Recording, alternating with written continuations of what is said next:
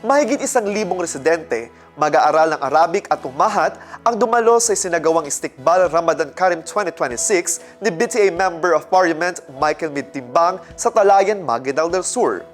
Panauhin na aktibidad si BARM Interim Chief Minister Abdul Rauf Makakwa. Ang Partners in Peace and Progress story mula kay Chen Garcia.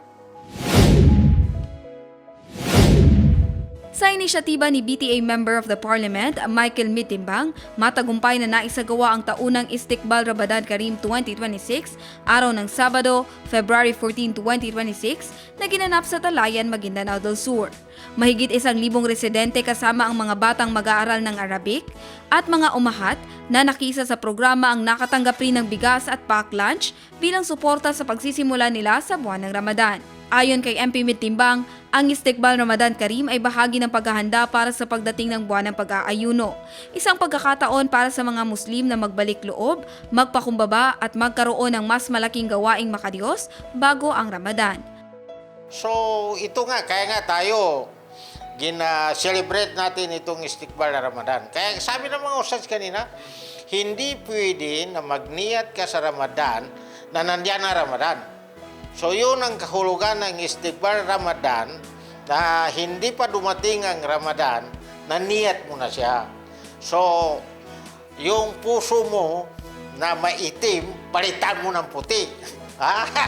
So yun ang pinaka-number one yun. Yung puso mo, yung mga ganyan ginagawa na mga iba dyan na naninira sa kapwa, hindi maganda yan. Hindi maganda.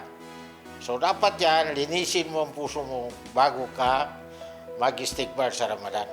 Dumalo sa programa sina BARM Chief Minister Abdul Rauf Makakwa, BTA Parliament Speaker MP Muhammad Yacoob, Vice Governor Hisham Nando, former MP Dato Antaw Midtimbang, Menri BARM Minister Ahmad Brahim, MP Tawakal Midtimbang, Dato Saudi Ampatuan Mayor Dato Basir Banjo de Maukom Uto, Mayor Dato Tungkang Midtimbang, GSKP Vice Mayor of Sanjani Pendatun, Maguindanao del Sur Board Member Dato Sapal Midtimbang at iba pang government officials at ustads.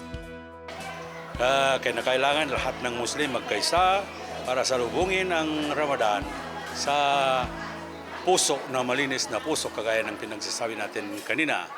So the very essence of Ramadan is to strengthen brotherhood and also to strengthen faith among the Muslim communities. In that way, yung problema ipsan ng konti. So this is the thing that we are looking for the Ramadan na magkaganon ang sitwasyon. Hopefully, yung baraka ng Ramadan is mabiyayaan tayo lahat na mga Muslim, not only the Bangsamoro but the whole Muslim Ummah.